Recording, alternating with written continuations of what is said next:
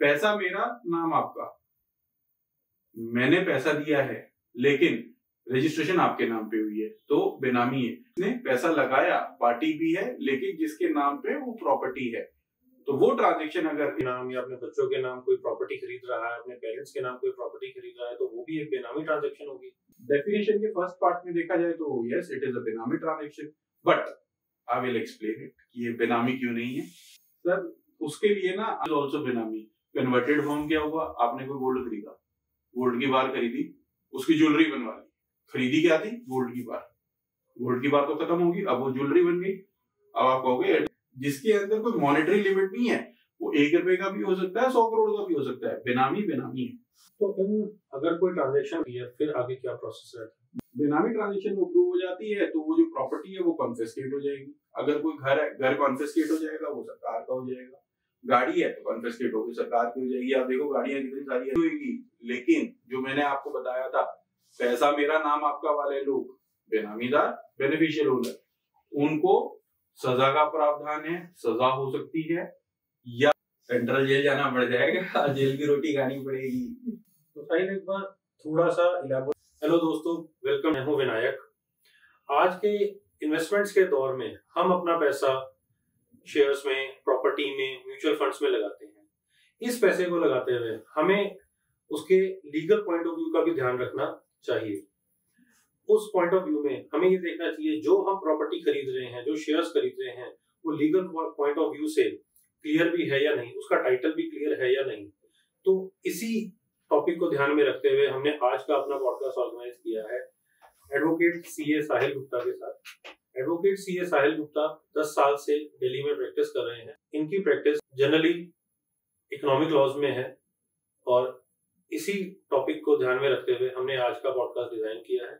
इसको अपनी फैमिली के साथ बैठकर देखिए, एज अ नॉलेज इसको ग्रास्प करिए, एक पेन और पेपर साथ लेकर बैठिए और इस पॉडकास्ट को एंजॉय करिए। हेलो साहिल भाई। हेलो विनायक, क्या हाल चाल? All well, all well. Thank you for inviting me. एक बार बताइए अपने बारे में, फ्रॉम सीए टू एडवोकेट ये जर्नी कैसी है? मैं आफ्टर माय क्वालिफिकेशन जब मैं सीए बना, सीए बनने के बाद मैंने सीए की प्रैक्टिस स्टार्ट करी दिल्ली के अंदर।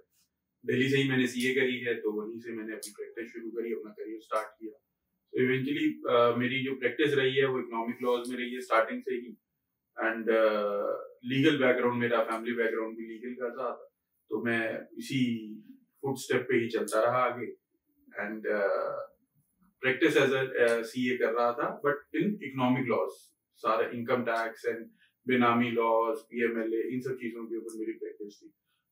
बट हमारा एज अ सीए आप सिर्फ एक लिमिटेड ही लेवल तक, एपिलेट लेवल तक जा सकते हैं। सो अब मेरा वो लेवल था कि मैं एपिलेट लेवल से आगे भी, जैसे high court and supreme court अगर मुझे जाना हो, तो उसके लिए मेरी सीए की क्वालिफिकेशन, सीए का जो मेरे पास सर्टिफिकेट ऑफ प्रैक्टिस था, दैट वाज नॉट सफिशिएंट। उसके लिए मुझे एक बार एसोसिएशन की रजिस्ट्रेशन चाहिए। सो मैंने एलएलबी फ्रॉम 2015 में ही कर ली थी। So, अब मुझे महसूस हुआ कि सीए का जो मेरा रजिस्ट्रेशन है वो मुझे सरेंडर कर देना चाहिए। सीए का रजिस्ट्रेशन इन द सेंस जो सर्टिफिकेट ऑफ प्रैक्टिस बोलते हैं सीए प्रोफेशन के अंदर, अगर आप प्रैक्टिसिंग सीए हैं तो आपको एक सीओपी लेना पड़ता है, सर्टिफिकेट ऑफ प्रैक्टिस। सो वो मैंने अभी अप्रैल में सरेंडर किया था। वो सरेंडर करने के बाद मैंने बार एसोसिएशन दिल्ली में एनरोलमेंट अपनी करवा ली है and I am practising as an advocate and मेरी अभी अपीयरेंसेस जो है ट्रिब्यूनल लेवल पे, हाई कोर्ट लेवल पे, सुप्रीम कोर्ट लेवल पे है। That includes all over India, सारी all over India high courts में मैं जाता हूँ। सुप्रीम कोर्ट तो हमारा एपेक्स कोर्ट ही है ये। बहुत बढ़िया सर, बहुत बढ़िया। तो जो आज का हमारा टॉपिक है द बेनामी ट्रांजैक्शंस एक्ट। अगर मैं आपसे पूछूं कि अगर आपको जनरल किसी इंसान को समझाना हो जिसका इकोनॉमिक लॉस से कोई संबंध नहीं है, तो आप उसको ये वर्ड बेनामी कैसे समझाएंगे? विनायक, ये मैं अपनी सारी डेलिब्रेशंस जो भी मेरे कोर्ट में आर्गुमेंट होते हैं ना, सबसे पहले उसको शुरू जब करता हूँ या किसी क्लाइंट को कोई चीज समझानी होती है कि आप बेनामी कैसे बन गए। किसी के पास नोटिस आया बेनामी का, आपके पास बेनामी का शो कॉज नोटिस आ गया, तो हर एक को लगता है कि हम कैसे बेनामी हो गए, हमारी ट्रांजेक्शन थी। तो उसको समझाने का बहुत अच्छा एक जुमला है, पैसा मेरा, नाम आपका, मैंने पैसा दिया है लेकिन रजिस्ट्रेशन आपके नाम पे हुई है तो बेनामी है। कोई भी आपको ट्रांजेक्शन चेक करनी है, कुछ भी चेक करना है, आप सिर्फ और सिर्फ इस पर्टिकुलर थंब रूल को अप्लाई कर लो। पैसा मेरा, नाम आपका। पार्टी ए है जिसने पैसा लगाया, पार्टी बी है लेकिन जिसके नाम पे वो प्रॉपर्टी है। तो वो ट्रांजेक्शन, अगर इस ट्रांजेक्शन को बोलते हैं बेनामी ट्रांजेक्शन। कोई अगर अपना पैसा लगा रहा है तो वो दूसरे के नाम पर चीज क्यों खरीदेगा सर? तो बड़ा कॉमन है, पैसे टैक्स बचाने हैं। मेरे पास कैश का, मेरे पास जस्टिफाइड सोर्सेज नहीं है। मेरे पास कच्चे की जैसे बोलते हैं ना, कच्चे का पैसा। मेरे पास कच्चे का पैसा है, लेकिन प्रॉपर्टी में लगाना है तो मुझे पक्के का ही पैसा लगाना होगा ना, तो मैं वो कैसे लगाऊंगा? पार्टी बी है, पार्टी बी के पास पक्के का पैसा है, या पार्टी बी को मैंने कुछ एकोमोडेशन एंट्री प्रोवाइड करवा दी और पार्टी बी के नाम पे मैंने रजिस्ट्रेशन करवा दी। फॉर एग्जांपल, मैंने अपने ड्राइवर के नाम से कोई प्रॉपर्टी खरीदी, पैसा तो मेरा था लेकिन नाम किसका है? मेरे ड्राइवर का। तो वो ट्रांजैक्शन एक एकोमोडेशन, वो ट्रांजैक्शन एक बेनामी ट्रांजैक्शन हो गई। उसका पर्पस ये है कि मैं अपने नाम से नहीं करवाना चाहता, क्योंकि मेरे पास इनकम टैक्स वाले आ जाएंगे, मेरे पास वेरियस अदर अथॉरिटीज आ जाएगी, लेकिन मेरे स्टाफ के पास ऐसा कुछ वो नहीं आएगा। या मेरे पास मल्टीपल प्रॉपर्टीज है, मेरे स्टाफ के पास कोई बहुत ज्यादा प्रॉपर्टीज नहीं है, मैं उनके नाम से ले लेता हूँ। तो इन ट्रांजेक्शन्स को करने के लिए बेनामी ट्रांजेक्शन्स। तो वैसे तो इसमें जनरली जो हस्बैंड्स होते हैं वो अपनी वाइफ्स के नाम पे प्रॉपर्टीज खरीद लेते हैं। तो अब मैंने आपको एग्जांपल बताया है, पैसा मेरा, नाम आपका। अब आप खुद ही सोचो। तो अगर कोई अपनी वाइफ के नाम या अपने बच्चों के नाम कोई प्रॉपर्टी खरीद रहा है, अपने पेरेंट्स के नाम कोई प्रॉपर्टी खरीद रहा है, तो वो भी एक बेनामी ट्रांजैक्शन होगी। डेफिनेशन के फर्स्ट पार्ट में देखा जाए तो यस, इट इज अ बेनामी transaction, but I will explain it कि ये बेनामी क्यों नहीं है। सर, उसके लिए ना आपको सबसे पहले ना बेनामी की डेफिनेशन समझनी पड़ेगी। तो इसमें अगर बात करें बेनामी ट्रांजैक्शन एक्ट में कौन कौन सी प्रॉपर्टीज, कौन कौन सी एसेट्स कवर होती है? बेनामी लॉ के अंदर प्रॉपर्टी की जो डेफिनेशन है ना, बड़ी वास्ट डेफिनेशन है। आई मीन ऐसी डेफिनेशन मैंने बहुत कम जगह देखी है।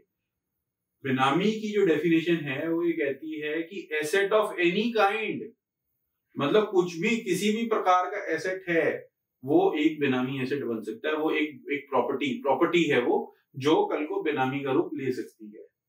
फॉर एग्जाम्पल, अगर मेरे पास कोई मूवेबल एसेट है, मूवेबल एसेट्स मतलब गाड़ी, इमूवेबल एसेट्स माने घर।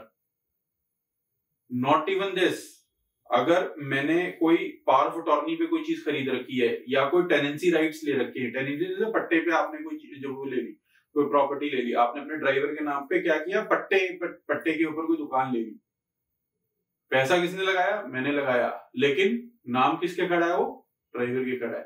Then it is a property under the benami laws. Not even this, अगर कोई मेरे पास लीगल टाइटल है, जैसे मतलब कॉपीराइट, जैसे आपने किसी भी चीज में कोई गाना रिकॉर्ड किया, गाना रिकॉर्ड करके उसका कॉपीराइट अपने ड्राइवर के नाम पे करवा दिया, तो देन इट इज अ बेनामी transaction. Not even this, even अब आप मेरे को कहोगे कि चलो यार, एक पर्टिकुलर आइटम थी, एक पर्टिकुलर प्रॉपर्टी थी, वो एक बेनामी थी, वो उसका एक बेनामी होने का डर था, लेकिन a converted form of a property also is also benami. Converted form क्या हुआ? आपने कोई गोल्ड खरीदा, गोल्ड की बार खरीदी, उसकी ज्वेलरी बनवा ली। खरीदी क्या थी? गोल्ड की बार।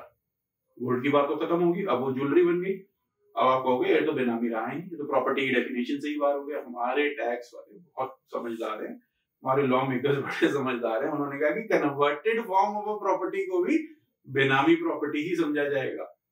और आपने एक प्रॉपर्टी खरीदी, घर खरीदा, घर के अंदर से आप पैसा कमा रहे हैं, घर के आपने बेनामी घर खरीद लिया, अब उस घर से किराया आ रहा है, क्या वो किराया भी बेनामी बनेगा?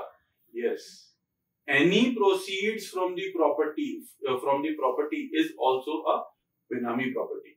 सो अब आपने डेफिनेशन समझ ली। अब आप एक चीज समझो, कितनी वास्ट डेफिनेशन है यार, मतलब कितनी बड़ी है। आप कुछ भी खरीद रहे हो यार, आप मतलब आपके पास कोई पेन है, मैं आपका माइक देख रहा हूँ, ये आपका माइक भी अगर मैं अपने पास रख लूं, इसके लिए पैसा मैंने लगाया है, लेकिन माइक का जो डॉक्यूमेंट बना है, जो बिल बना है, वो आपके नाम पे बना है, फिर ये भी बेनामी प्रॉपर्टी बन गई। यस, इट इज अ बेनामी प्रॉपर्टी। सो किसी भी प्रकार का एसेट जिसके अंदर कोई मॉनेटरी लिमिट नहीं है, वो 1 रुपए का भी हो सकता है, 100 करोड़ का भी हो सकता है, बेनामी है। तो अगर कोई ट्रांजैक्शन बेनामी हो जाती है तो उस केस में लॉ क्या कहता है? वो क्या उसके ऊपर रिपरकशन लगता है इस प्रॉपर्टी के ऊपर या उस प्रॉपर्टी के ओनर या ट्रांसफर? देखिए, सबसे पहले तो ना आप एक चीज समझिए, बेनामी लॉज इंडिया के अंदर 1988 से थे। 1988 से एक लॉ एनैक्ट कर दिया गया था, एक कानून था हमारे देश में जिसको कोई देखता नहीं था। लेकिन 2016 के अंदर the then our honourable finance minister Arun Jaitley साहब, उन्होंने बेनामी एक्ट को मॉडिफाई कर दिया। उन्होंने अमेंडमेंट बिल लेके आए वो बेनामी का, उन्होंने पूरा एक्ट ही चेंज कर दिया। अब 2016 के बाद बेनामी लॉज के अंदर उन्होंने सेक्शन एड्स करे जिसके अंदर इसको क्रिमिनलाइज कर दिया गया। अगर कोई प्रॉपर्टी बेनामी निकल के आती है तो बेनामी, बेनामीदार और बेनिफिशियल ओनर दोनों को अरेस्ट करने की पावर दे दी गई है। जैसे आपने पूछा कि प्रॉपर्टी का क्या होगा, प्रॉपर्टी को कॉन्फिस्केट करने की पावर दे दी गई है। वो प्रॉपर्टी आपको स्टॉप करूंगा। आपने वर्ड यूज करा बेनामीदार, एक बार हमारे व्यूअर्स को ये बता दीजिए कि बेनामीदार कौन होता है? ये बहुत अच्छा है। देखिए, इस बेनामी ट्रांजैक्शंस के अंदर दो किस्म के लोग होते हैं। बड़ा बेसिक सेंस में अगर मैं समझाऊं, दो किस्म के लोग क्या हुए, बेनामीदार, बेनिफिशियल ओनर। बेनामीदार क्या हुआ, जिसके नाम पे प्रॉपर्टी खरीदी गई है। बेनिफिशियल ओनर क्या हुआ, जिसने पैसा लगाया है। पैसा मेरा, नाम आपका, मैं बेनिफिशियल ओनर, आप benamidar. As simple as that. तो इस केस में कानून क्या करता है? अगर कोई ऐसी ट्रांजैक्शन कानून के नोटिस में आ जाती है तो क्या प्रोसेस रहता है? कानून उस केस में क्या? कानून देखिए, सबसे पहले तो इसके अंदर पूरा एक प्रोसीजर है जिसके अंदर आईओ अपॉइंट होता है। आईओ चेक करता है कि ये ट्रांजैक्शन आपकी बेनामी ट्रांजैक्शन है नहीं है। उसका एक एफिलिएट बहुत लंबा लीगल प्रोसीजर है जिसको फॉलो किया जाता है। इनकम टैक्स के अंदर ही कुछ एक अलग से एक विंग बना गया। इनकम टैक्स डिपार्टमेंट के अंदर एक अलग से विंग है जो बेनामी प्रोहिबिशन यूनिट कहते हैं जिसको, जो इस चीज को इन्वेस्टिगेट करता है। इसके अंदर इन्वेस्टिगेटिंग ऑफिसर होता है, वो चेक करता है, वो एक ट्रांजैक्शन को असेस करता है कि ये ट्रांजैक्शन बेनामी ट्रांजैक्शन है नहीं है। जब वो असेस करता है तो उसके पास एक पावर होती है, आपको पता चलेगी, आपको एक बेनामी, आपको नोटिस आ गया एक ट्रांजैक्शन को लेके कि आप ये जो ट्रांजैक्शन है बेनामी ट्रांजैक्शन, हम इसको कंसीडर करेंगे, हम चेक कर रहे हैं कि बेनामी ट्रांजैक्शन है नहीं है। तो आप क्या करोगे, सबसे पहले उस प्रॉपर्टी को एलियनेट करने की कोशिश करोगे। एलियनेट का मतलब उसको प्रॉपर्टी को बेचने की कोशिश करोगे। उसके लिए प्रावधान है प्रोविजनल अटैचमेंट का। इन्वेस्टिगेटिंग ऑफिसर अपने सुपीरियर की अप्रूवल लेके उस प्रॉपर्टी को प्रोविजनली अटैच कर सकता है, ताकि जब तक फाइनल कंक्लूजन आए फेवर में या against, subjected to that, provisionally वो प्रॉपर्टी अटैच होगी। प्रोविजनली उन प्रॉपर्टीज को एलियनेट नहीं किया जाएगा, जैसे जिसको स्टे ऑर्डर बोलते हैं बड़ा आम भाषा में, या इंजंक्शन ऑर्डर बोलते हैं लीगल भाषा में, उसी किस्म की चीज है। तो अब आईओ इन्वेस्टिगेटिंग ऑफिसर था, उसने बेसिक असेसमेंट करी, उसने उसको लगा कि एलियनेट कोई कर सकता है प्रॉपर्टी को, तो उसने प्रोविजनल अटैचमेंट कर दी। फिर वो फाइनली कंक्लूड करेगा कि हाँ, ये मेरे हिसाब से एज पर दी इन्वेस्टिगेटिंग ऑफिसर, वो एक प्रॉपर्टी जो है एक बेनामी प्रॉपर्टी है, वो एक अपने एक रेफरेंस फाइल बनाएगा। रेफरेंस फाइल बना के अपने एडजुडिकेटिंग ऑफिसर को वो फाइल, जो केस है, केस सबमिट कर देगा। जैसे कि पुलिस के अंदर होता है, पुलिस इन्वेस्टिगेट करता है, फिर पुलिस वालों ने क्या किया, एक चार्जशीट जो है कोर्ट के अंदर फाइल कर देते हैं। ऐसे ही ये एक जो रेफरेंस फाइल बोलते हैं बेनामी लॉज के अंदर, वो रेफरेंस फाइल जो है अपनी अथॉरिटी को, एडजुडिकेटिंग अथॉरिटी को फाइल हो जाती है। देन एडजुडिकेटिंग अथॉरिटी, जैसे कोर्ट के अंदर जज होते हैं, ऐसे बेनामी के अंदर एडजुडिकेटिंग अथॉरिटी होती है। दे विल असेस कि वेदर इन्वेस्टिगेटिंग ऑफिसर ने जो कंक्लूड किया है वो सही से कंक्लूड किया है नहीं किया। अगर adjudicating authority is of the opinion कि यस, इन्वेस्टिगेटिंग ऑफिसर ने सही किया है, देन जो प्रोविजनल अटैचमेंट ऑर्डर अगर हुआ था तो उसको अप्रूव कर दिया जाएगा। अगर नहीं हुआ था तो प्रॉपर्टी को अटैच कर दिया जाएगा। एडजुडिकेटिंग अथॉरिटी ने समझा कि नहीं, इन्वेस्टिगेटिंग ऑफिसर ने गलत किया है, या ये एक ट्रांजैक्शन बेनामी ट्रांजैक्शन नहीं बनती, फिर वो उस केस के अंदर जो प्रोसीडिंग्स है, प्रोसीडिंग्स को ड्रॉप कर देंगे, बरी कर दिया जाएगा, जिसको बड़ा आम भाषा में, कोर्ट की भाषा में बोलते हैं। बहुत बढ़िया। और अगर वो बेनामी ट्रांजैक्शन प्रूव हो जाती है, फिर आगे क्या प्रोसेस रहता है? बेनामी ट्रांजैक्शन वो प्रूव हो जाती है तो वो जो प्रॉपर्टी है वो कॉन्फिस्केट हो जाएगी। अगर कोई घर है, घर कॉन्फिस्केट हो जाएगा, वो सरकार का हो जाएगा। गाड़ी है तो कॉन्फिस्केट होगी, सरकार की हो जाएगी। आप देखो गाड़ियां कितनी सारी ऐसी खड़ी रहती हैं डिपार्टमेंट्स के अंदर, जो खराब हो रही होती है, घर अटैच हो जाते हैं, जिस घर की बात में नीलामी होगी या जो एक सरकार का घर हो जाता है, वो सरकारी प्रॉपर्टी हो जाती है। तो मतलब अथॉरिटी उसके ऊपर कुछ टैक्स या पेनल्टी नहीं लगाएगी, पूरी की पूरी प्रॉपर्टी ही उसकी जब्त नहीं, प्रॉपर्टी तो जब्त होएगी, लेकिन जो मैंने आपको बताया था, पैसा मेरा नाम आपका वाले लोग, बेनामीदार, बेनिफिशियल ओनर, उनको सजा का प्रावधान है, सजा हो सकती है, या उनकी जो ट्रांजैक्शन हुई है, जो प्रॉपर्टी की जो ट्रांजैक्शन हुई है, उसका कुछ परसेंटेज लगा के उनको फाइन भी कर सकते हैं, या दोनों की दोनों चीजें लगा सकते हैं। ऐसा नहीं है प्रॉपर्टी तो गई, एक सिर्फ प्रॉपर्टी का यहाँ पर डिस्प्यूट नहीं है, लेकिन जब ये क्रिमिनलाइज हो गया 2016 के बाद, इसका मतलब ये है कि सजा भी हो सकती है, जेल भी जाना पड़ सकता है। किसी को अपना नाम देने से पहले भैया पहले अपना देख लो, सजा भी भुगतनी पड़ सकती है, जेल में भी जाना पड़ सकता है, तो बच के रहो। आपसे एक एग्जांपल से बात करूं, अगर किसी के पास 1 करोड़ है और वो ब्लैक मनी है, उसने वो 1 करोड़ की प्रॉपर्टी किसी और के नाम खरीद ली, तो अगर वो उस 1 करोड़ को इनकम टैक्स में रिपोर्ट कर देता है, तो उसको 30% या 40% टैक्स पे करना पड़ेगा विद पेनल्टी, या 50% पे करना पड़ेगा। बट अगर वो ये प्रॉपर्टी खरीद लेता है और वो बेनामी पे हो जाती है, तो वो पूरी की पूरी प्रॉपर्टी ही जब्त हो जाएगी, और प्लस आप कह रहे हैं कि उसके ऊपर पेनल्टीज भी और लग जाएगी। पेनल्टी ना सिर्फ पेनल्टी, सजा हो जाएगी, जेल जाना पड़ जाएगा, सेंट्रल जेल जाना पड़ जाएगा, जेल की रोटी खानी पड़ेगी। तो साहिल एक बार थोड़ा सा इलेबोरेट करके हमारी ऑडियंस को बता दीजिए, बेनामी ट्रांजैक्शन कौन कौन सी हो सकती है। बेनामी ट्रांजैक्शन जो होती है, सबसे पहले तो आप एक चीज समझ लो, प्रॉपर्टी आपने समझ ली कि प्रॉपर्टी क्या होती है। बेनामी ट्रांजैक्शन के अंदर प्रॉपर्टी की डेफिनेशन सबसे इंपॉर्टेंट है। पूरे के पूरे एक्ट में हमने प्रॉपर्टी समझ ली है। प्रॉपर्टी मैं समझता हूँ बड़ा इलेबोरेटेड वे में मैंने आपको समझाई है, ताकि उसको आइडिया लग गया हो कि प्रॉपर्टी क्या होती है। अब अगर हम बात करें डेफिनेशन ऑफ अ बेनामी ट्रांजैक्शन, बेनामी ट्रांजैक्शन क्या हुई? बेनामी ट्रांजैक्शन वो हुई when property is held in a person name and consideration is paid by another person। क्या वो मतलब उसका? पैसा मेरा, नाम आपका। तो हमारी जो ये डेफिनेशन, जो बेनामी की डेफिनेशन जो एक्ट के अंदर एक्सप्लेन करी गई है, वो 4 अलग अलग स्टेप्स में एक्सप्लेन करी गई है कि ये 4 चीजें अगर हो रही हैं तो वो एक बेनामी ट्रांजैक्शन है। अब 4 चीजों में से सबसे पहली चीज मैंने आपको एक्सप्लेन कर दी है, पैसा मेरा, नाम आपका।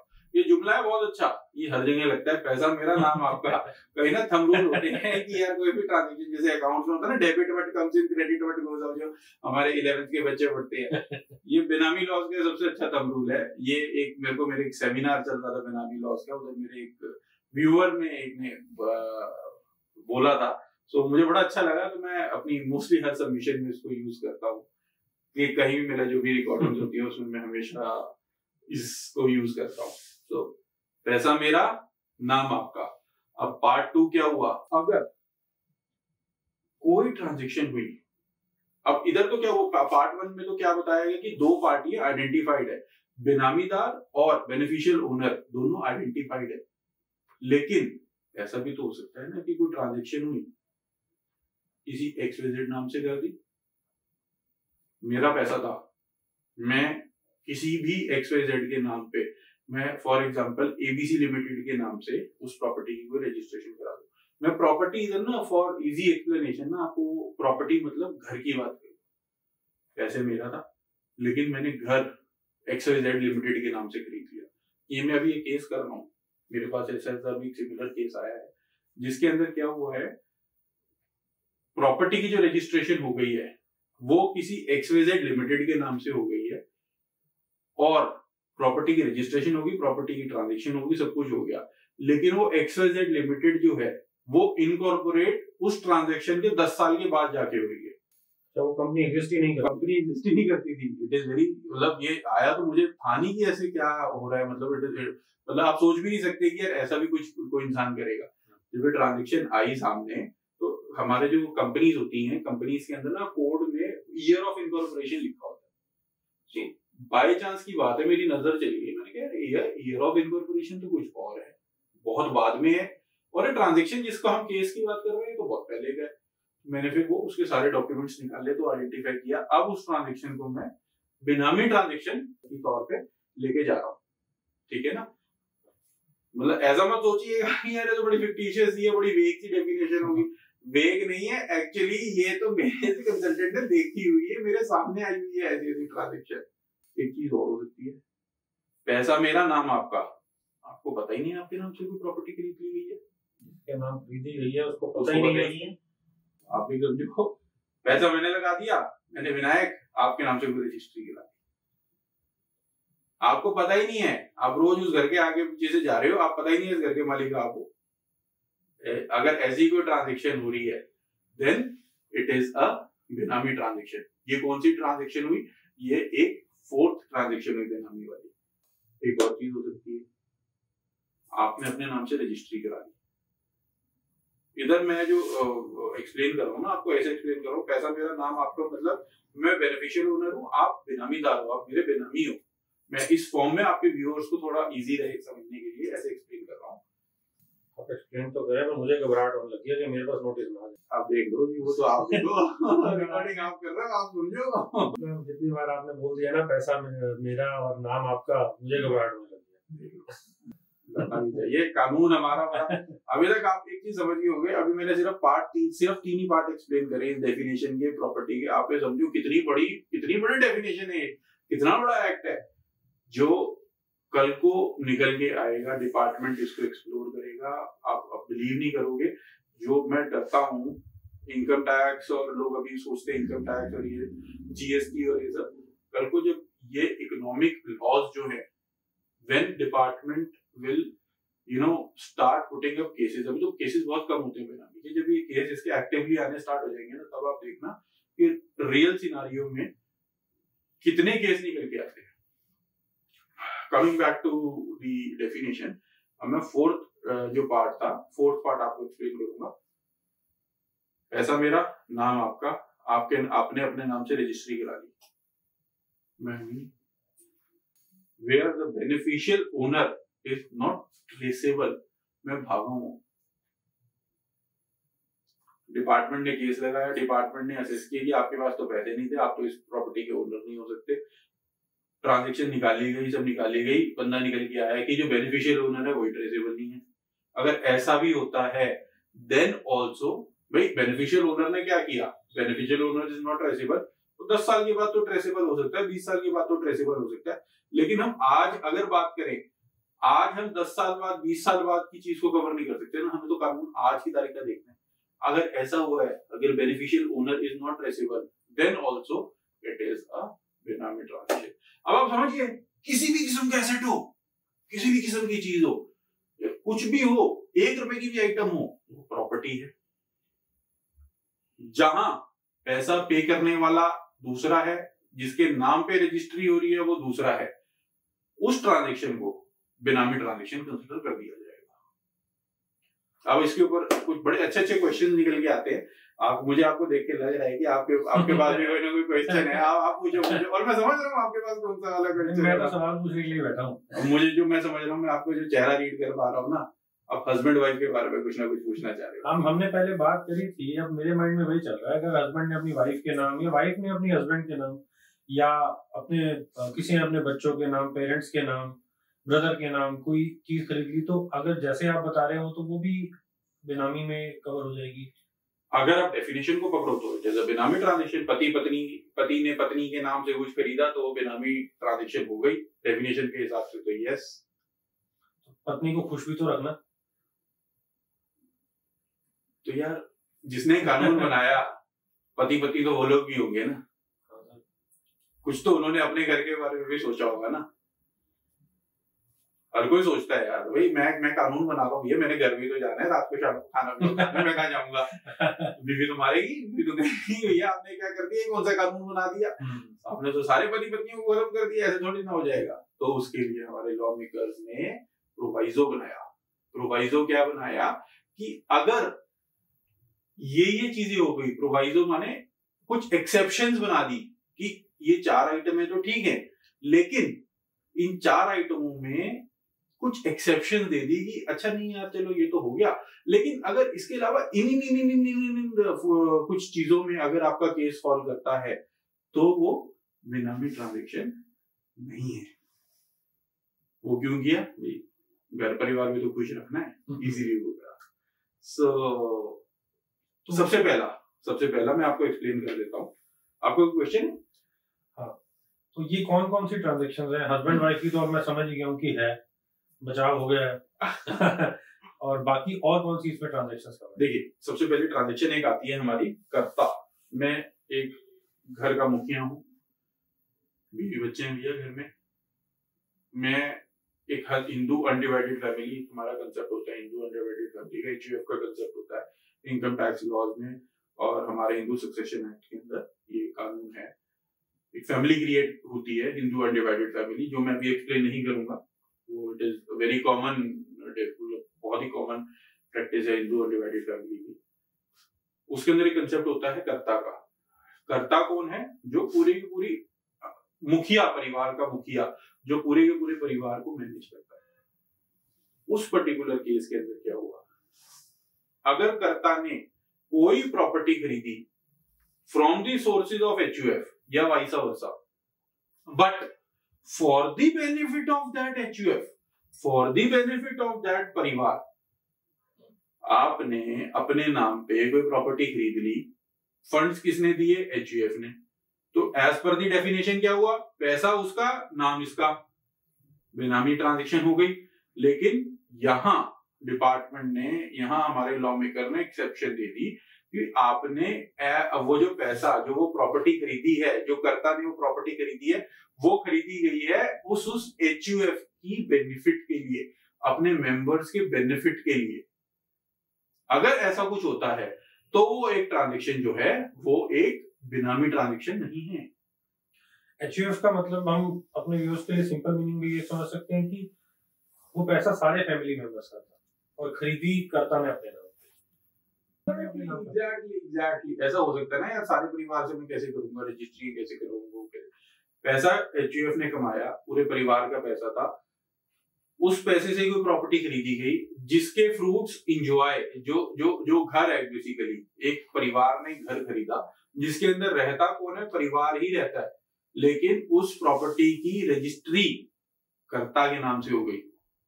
तो उस ट्रांजैक्शन को ना डिपार्टमेंट ने कहा नहीं यार, इसको तो यार ईज आउट करो, कोई बात नहीं, कर्ता ने अपने नाम से तो रजिस्ट्री कराई। वैसा वर्षा, पैसा कर्ता का था, मुखिया हूं मैं परिवार का, मैंने रजिस्ट्री एचयूएफ के नाम से करा दी for the benefit of my family.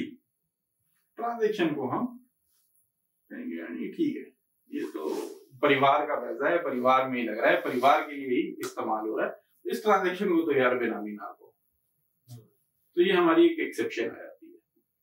और कोई ट्रांजैक्शन क्या एक्सेप्शंस में आती है? बहुत सारी है, अभी तो स्टार्ट हुआ है दूसरी ट्रांजैक्शन जो होती है हमारी, दूसरी ट्रांजैक्शन होती है अगर आपने कोई पैसा इन अ फिड्यूशरी कैपेसिटी, फिड्यूशरी कैपेसिटी क्या हुआ? किसी के बेनिफिट के लिए कुछ पैसा लिया है, then that transaction is not a benami transaction. Fiduciary capacity क्या हुआ? जब जहां कहीं अनकही बात यह है कि जो मैं ये पैसा ले रहा हूं ये मैं आपके बेनिफिट के लिए ही ले रहा हूं, बट जो वो पैसा है वो लेजिटिमेट पैसा होना चाहिए। जैसे पैसा मैं दे रहा हूं, फॉर एग्जाम्पल रजिस्ट्री आपके नाम पे हो रही है, वो जो मेरा पैसा है ना, वो मेरा पैसा जो है वो मेरे नॉन सोर्सेज से आया, वो उसके ऊपर मैंने टैक्स पे किया हो। अब फिड्यूशरी कैपेसिटीज क्या क्या होती हैं? अब एक चीज समझिए, मैं एक क्वालिफाइड चार्टर्ड अकाउंटेंट हूँ, मैंने किसी का टैक्स भरने के लिए पैसे लिए, तो आपका टैक्स मुझे भरना, मैंने आपसे पैसे ले लिए कि विनायक आपका टैक्स भरना है, आप मुझे पैसे दे दो। आपने मुझे पैसा दे दिया, उस पर्टिकुलर पॉइंट पे जब आपने मुझे पैसा दे दिया, पैसा क्या है? प्रॉपर्टी, मूवेबल प्रॉपर्टी, पैसा आपका हाथ में किसके है? मेरे है, तो ट्रांजेक्शन तो बेनामी ट्रांजेक्शन हो गई।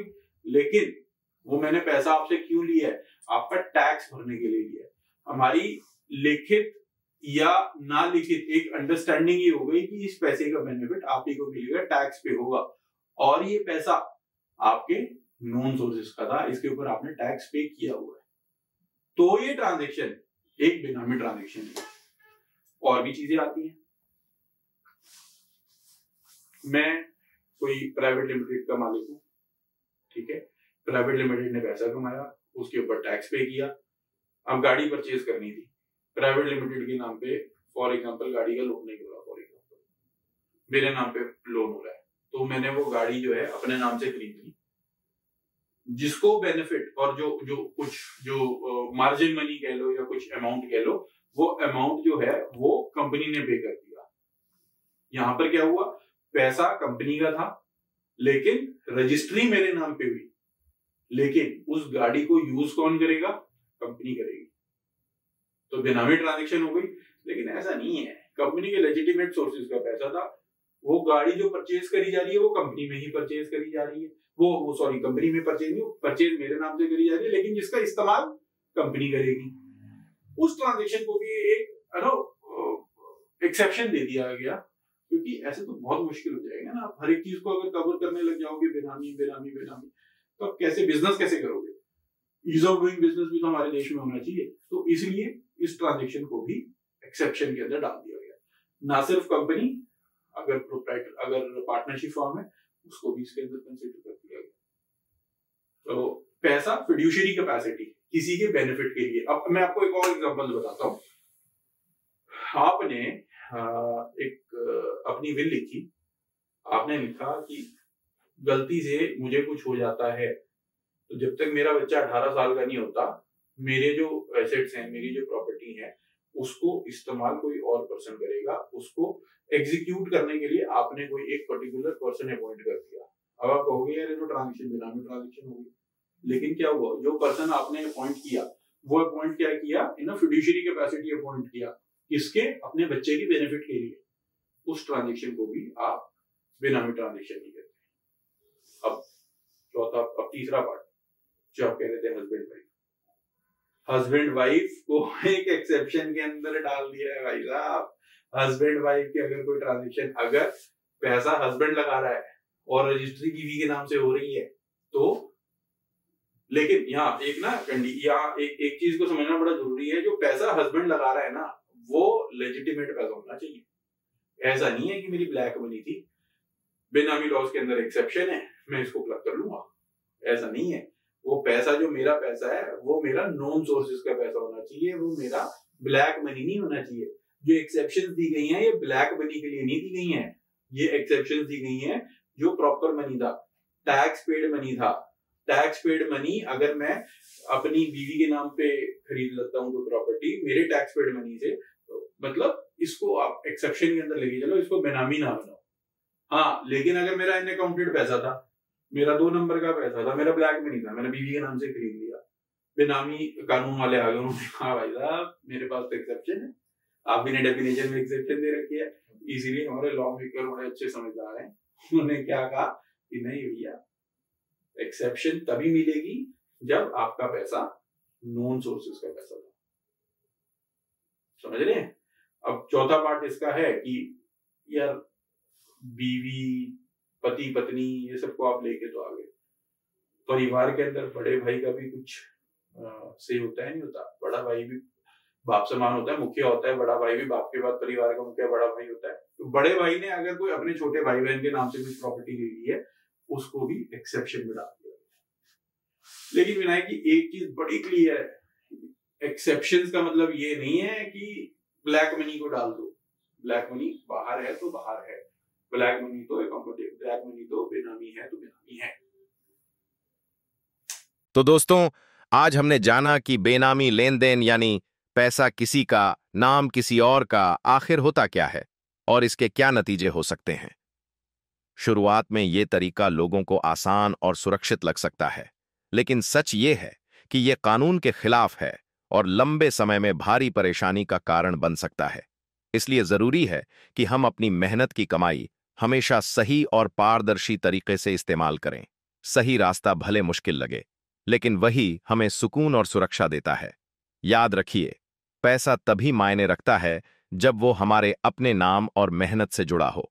आप सुन रहे थे जिज्ञासा जंक्शन, जहां हम लाते हैं आपके लिए ऐसे ही रोचक और सोचने पर मजबूर करने वाले विषय। अगर ये पॉडकास्ट अच्छा लगा हो तो जरूर शेयर करें और हमें अपने विचार बताना न भूलें। अगले एपिसोड में फिर मिलेंगे एक नए और दिलचस्प टॉपिक के साथ।